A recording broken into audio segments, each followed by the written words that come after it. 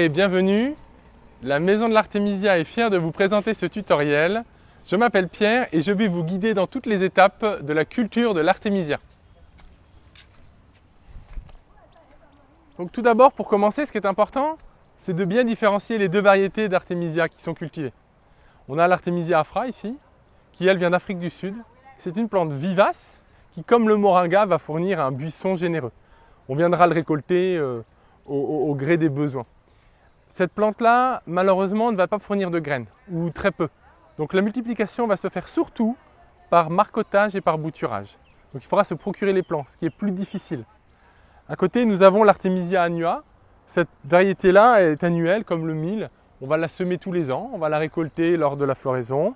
Et puis, par contre, elle demandera un soin, un travail tout au long de la culture qui sera vraiment plus intense. Donc on va commencer par celle-ci et on va aller regarder toutes ces étapes en commençant par la pépinière.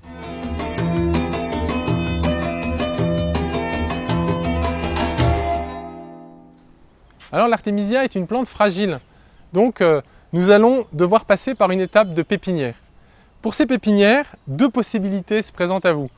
Le bidon, un demi-bidon que vous allez pouvoir comme ça découper, micro-perforé, dans lequel vous allez mettre de la terre bien préparée, on verra ça par la suite, et vous allez pouvoir faire le semis dedans.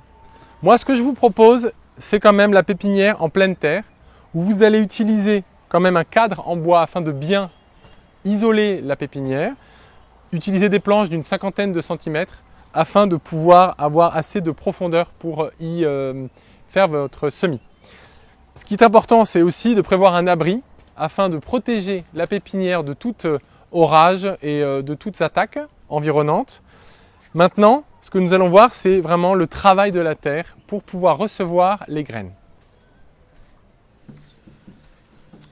Alors, on va maintenant préparer la terre de la pépinière. Donc pour ça, on va utiliser un tamis et puis on va aller chercher du compost. Donc toute l'étape de compostage, nous la verrons par la suite. Voilà, l'idée c'est d'avoir un compost bien décomposé, qu'on va tamiser pour enlever toutes les parties un peu dures qui pourraient gêner la levée des graines. Donc on peut tamiser comme ça, on peut écraser s'il reste des parties un peu de terre humide. Hop. Le reste repartira en décompostage. On a donc une terre bien légère, bien fine. Cette terre-là, on va la mélanger avec la terre locale. C'est important de ne pas avoir que de la terre trop riche, sinon ça va faire des levées trop importantes de graines. Donc on va mélanger ça et on va ensuite passer à une étape de pasteurisation de la terre. Donc deux solutions existent, soit la solarisation, donc on va aller mettre la terre sous une bâche au soleil pendant 5 jours, ce qui va vraiment détruire tout dedans. Ou bien, une méthode plus rapide que je vous conseille, on va venir l'arroser avec un arrosoir d'eau bouillante afin de bien détruire toute cette activité qui va nuire au bon développement de la pépinière.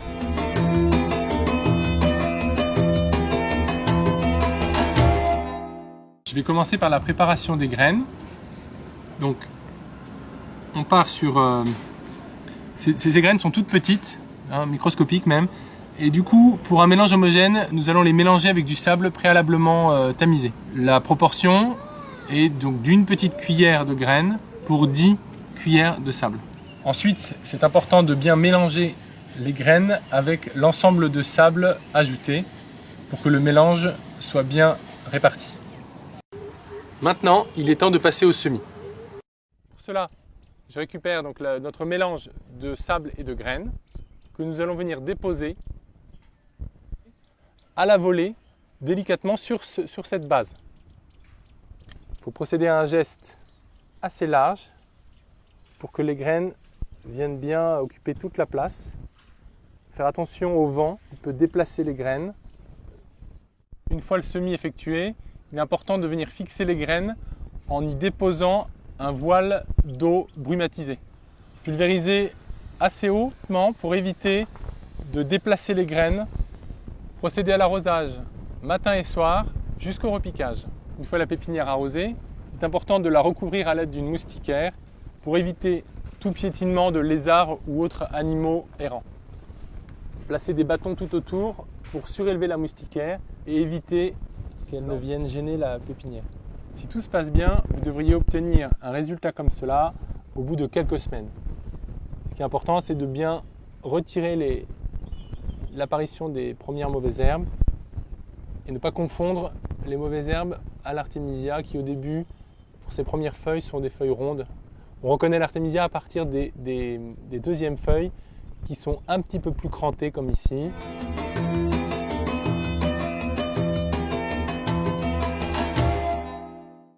Maintenant, nous allons apprendre la technique du compost. Pour avoir un compost le plus riche possible, il faut effectuer plusieurs couches successives. Tout d'abord, nous allons utiliser de la matière organique fraîche, feuillage, des herbes, toute matière végétale n'étant pas trop grosse. On va éviter évidemment tout ce qui est branchage qui ne se mettront trop de temps à se décomposer. Ensuite, nous allons avoir une couche avec des fientes, fientes de poule, fientes de bœuf, fientes de porc. On peut aussi utiliser le crottin de cheval. Toutes ces matières-là vont permettre d'accélérer la décomposition des matières organiques. Et enfin, bien sûr, nous allons recouvrir le tout de terre. Et ainsi de suite. Matière organique, fiente, terre. Ne pas oublier entre chaque couche de bien arroser afin de lancer le processus de décomposition. Et bien entendu, à la fin, recouvrir le tout de terre. Les couches seront, elles, d'une hauteur de 15 cm, à peu près la hauteur d'une main. Et on obtient ainsi un millefeuille. Voilà le compost. Tous les 15 jours, effectuez un retournement du compost en essayant de respecter les couches successives. Ne pas oublier de bien arroser aussi à chaque étape afin de bien relancer la décomposition. Au bout de 8 semaines, donc c'est pour ça que nous avons 4 emplacements, au bout de 8 semaines, on obtiendra un compost prêt à l'utilisation. Il faudra tout de même effectuer un tamis assez grossier pour enlever toutes les matières non décomposées comme des bois et autres tiges un peu trop ligneuses que l'on pourra remettre dans le processus de décomposition au stade 1.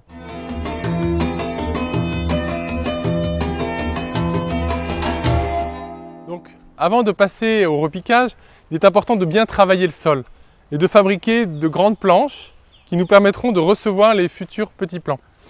Donc là, on va faire l'étape de la trouaison. Donc on va venir percer des trous. Avant de planter, il est important et nécessaire de bien arroser les trous pour pouvoir y déposer le compost préalablement fabriqué qui sera bien sûr bien décomposé. Ça permettra d'avoir à la plante la matière organique nécessaire pour son développement. Et puis au niveau de l'écartement entre les trous, il faut compter entre 40 et 60 cm pour permettre un bon développement des plants. Petite parenthèse, juste avant le repiquage, vous allez peut-être identifier quelques plants un petit peu fragiles. Ce que je vous conseille, c'est de les isoler, comme celui-ci, de le mettre dans un godet, soit un gobelet en plastique préalablement percé, soit un sachet comme celui-ci qu'on peut trouver un peu partout. Voilà. Et comme ça, on attend que le plant reprenne un peu de force et atteigne une taille suffisamment importante pour être piqué en pleine terre.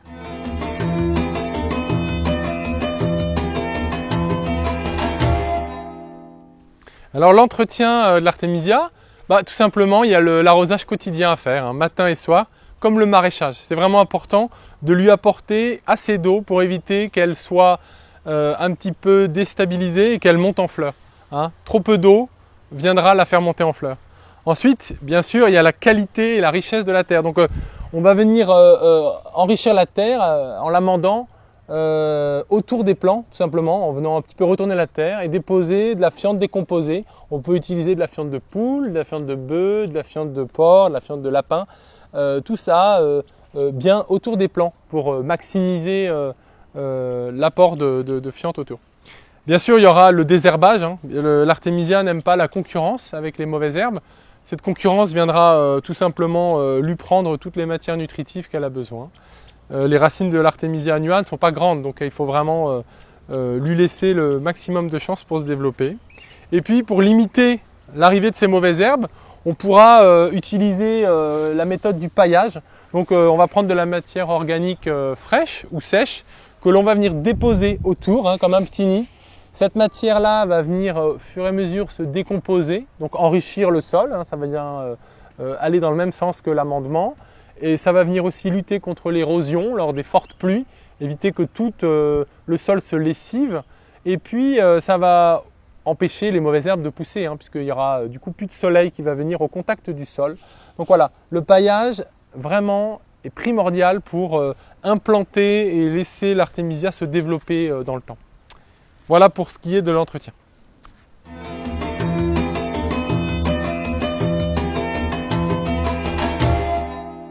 Donc si vous respectez bien toutes les étapes d'amendement et d'enrichissement de la plante, vous devriez obtenir une plante qui arrive à une taille maximale avant l'apparition du bourgeonnement et du coup des fleurs. Donc là, on a un plant qui a atteint vraiment des belles tailles. On l'a régulièrement amendé et on va commencer à pouvoir effectuer une cueillette. Donc la cueillette va s'effectuer de façon successive puisqu'on s'aperçoit qu'ici, vous avez déjà des branches qui sont encore en train de monter alors que d'autres sont en train de bourgeonner et vont arriver du coup bientôt à la floraison.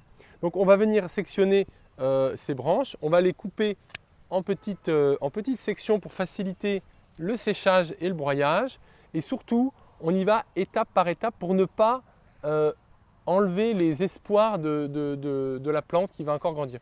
On peut effectuer jusqu'à 2 ou 3 tailles successives jusqu'à la récolte totale du plant. L'apparition des premiers bourgeons se fait au bout de 3 à 6 mois en fonction du climat, de l'enrichissement, de l'ambiance en fait autour de la plante. Et la fleur se reconnaît par de petits bourgeons comme ça qui vont commencer à s'ouvrir, jaunes, voilà, très discrets. Donc il faut vraiment veiller lors du passage pour l'arrosage, l'entretien, à bien observer les plants pour bien détecter le moment où on va récolter. Il n'y a pas une récolte en masse comme le maïs qui va être mûr au même moment. C'est vraiment une récolte qui va se faire toutes les semaines au gré de l'apparition des bourgeons et des fleurs. Le meilleur moment pour récolter de la journée, c'est le moment où il fera chaud, je dirais au moment du repas, midi ou vers 15 h, pour éviter que les plants soient trop humides et donc favoriser derrière l'apparition de pourriture ou je dirais un peu d'oxydation excessive. Bien sûr, il est primordial de garder certains plants les plus généreux pour les laisser monter en fleurs et attendre qu'ils forment des graines. Ces graines seront les graines futures qui nous permettront de faire toutes les autres pépinières et de continuer le développement de l'artémisia. Il faut attendre, je dirais, un mois et demi, voire un petit peu plus pour vraiment laisser les graines se former et sécher. Donc ce pied, on va le protéger du vent pour éviter que les graines soient emportées puisqu'elles sont très, très volatiles. Et on va aussi le protéger des intempéries. Éviter de faire la récolte des semences pendant la saison des pluies. Préférer la période sèche pour effectuer cette démarche. Maintenant, ce que je vous propose, c'est d'emmener notre récolte et d'aller la mettre à sécher dans notre atelier. Donc pour le séchage, le plus simple, c'est d'utiliser une bâche comme celle-ci et de venir y déposer les plants d'artémisia en prenant soin de bien les séparer, éviter de faire des tas pour avoir un séchage optimal. Voilà. Donc ici, nous avons pris le parti de le faire dans une salle, ce qui nous permet de faire le séchage en saison des pluies. Maintenant, rien ne vous empêche, lorsque le soleil est présent, de sortir la bâche, car l'exposition de l'artémisia aux rayons du soleil ne vient pas atténuer les vertus de l'artémisia, comme c'est le cas avec le moringa. Vous observerez le séchage effectif au bout de 3-4 jours, tout simplement en prenant une tige et en essayant de la casser, comme ça à angle droit. Si elle vient vraiment se rompre, il s'agit vraiment d'un séchage qui a été vraiment optimal. Et ensuite, bien sûr, vient le temps du broyage. Pour le broyage, je vous conseille d'investir dans un broyeur à marteau, mais il peut tout à fait se faire avec la machette de façon traditionnelle.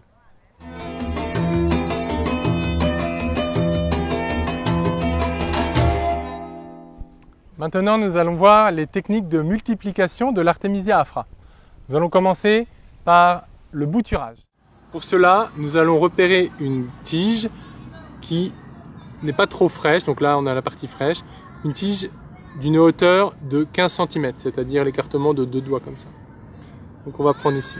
Nous allons d'abord procéder à l'étêtage qu'on va conserver pour de la tisane. Puis on descend là et nous allons nous placer à 5 cm en dessous d'un nœud. Donc le nœud est ici. Je viens couper ici en biais. Ceci va nous servir maintenant de tige pour faire le bouturage. Je vais aller maintenant le mettre en terre. Donc, maintenant il y a une étape avant la mise en terre définitive. On va venir enlever les premières feuilles et garder que les 3 dernières en haut. Donc on vient couper avec le sécateur ces feuilles qu'on va garder pour la tisane bien sûr. Donc les 3 dernières, on vient quand même les couper au bout pour alléger au maximum la tige, voilà, pour éviter qu'elle ne se fatigue. Ensuite, à l'aide d'un bâton, on va venir faire un trou dans un gobelet, donc préalablement percé bien sûr pour l'écoulement de l'eau, et rempli d'une terre, un mélange compost et terre locale, le même mélange qu'on aura fait pour les pépinières. L'idée maintenant, c'est de venir mettre les 2 tiers dans le gobelet et de ne laisser que 1 tiers à l'extérieur.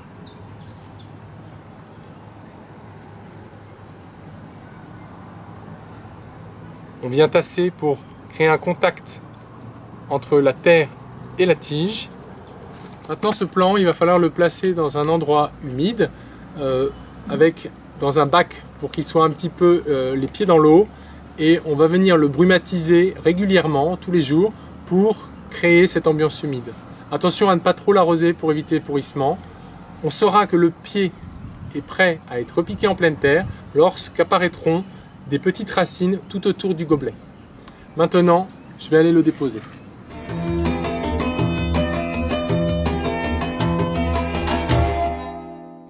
Maintenant, nous allons passer à la deuxième méthode de multiplication de l'Artemisia afra, le marcottage.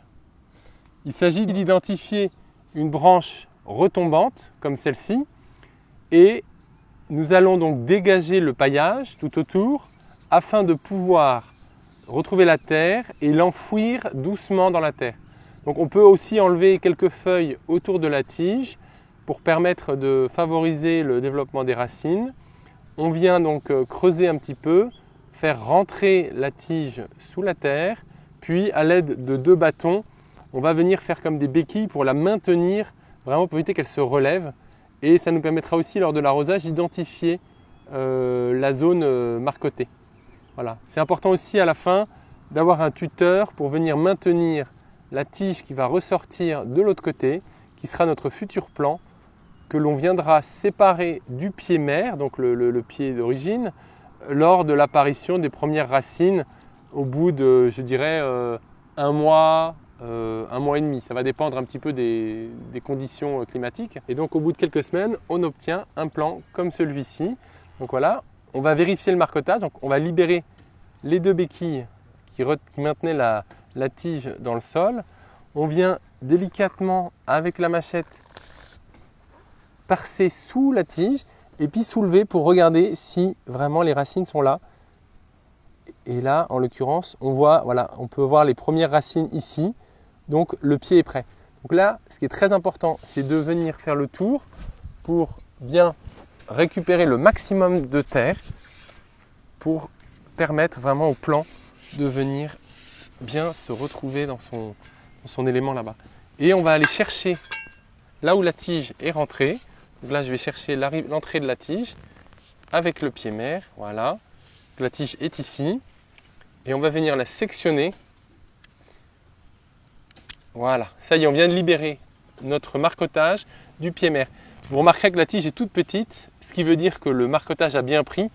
Il a grossi, pas par cette tige qui l'amène par le pied mère, mais vraiment par ses propres racines. Donc on a un pied qui est vraiment autonome aujourd'hui. Et donc on prend bien le maximum de terre avec le plan qu'on va ensuite venir emmener dans son nouvel emplacement.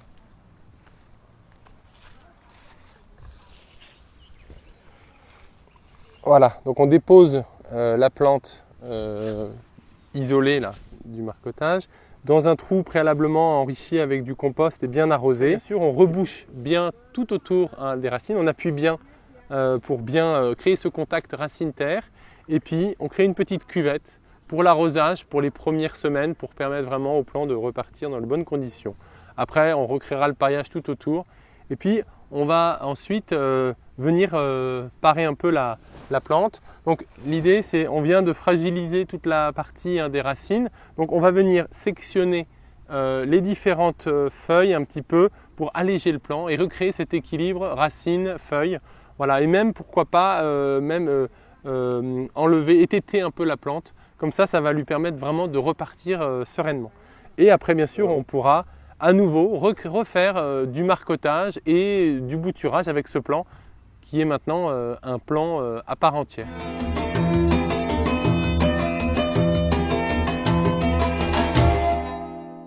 Nous allons enfin pouvoir passer à la récolte. Donc l'Artemisia afra, contrairement à l'Artemisia annua, peut se récolter à tout moment pendant l'année. On ne va pas attendre l'arrivée des bourgeonnements et on peut effectuer de 2 à 3 récoltes par an et par pied. Donc on va venir sélectionner un brin principal qu'on va venir tailler, sectionner là, comme ça, en plusieurs sections pour pouvoir faciliter encore un coup le séchage et bien sûr le broyage par la suite.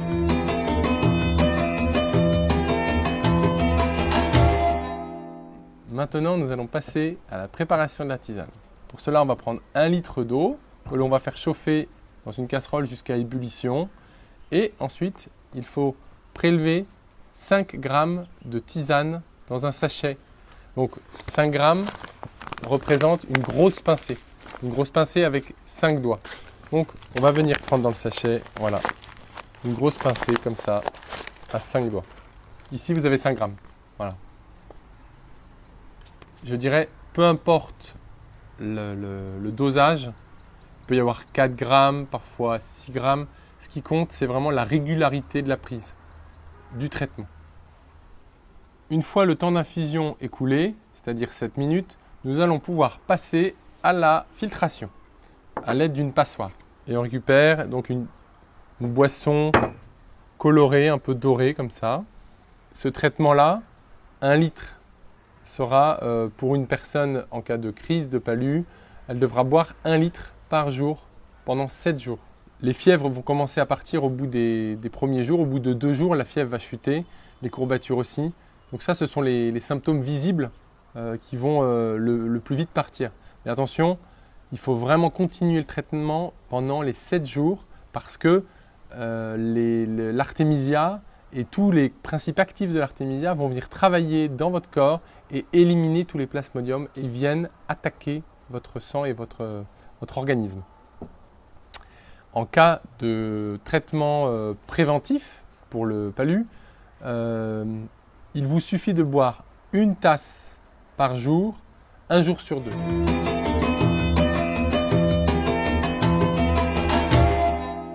Ce tutoriel vous a été proposé par la Maison de l'Artémisia. Sachez que nous sommes aussi dans la capacité de vous fournir des formations diplômantes sur le terrain pour ceux qui veulent aller plus en profondeur. Maintenant, il ne me reste plus qu'à vous dire vive l'Artémisia!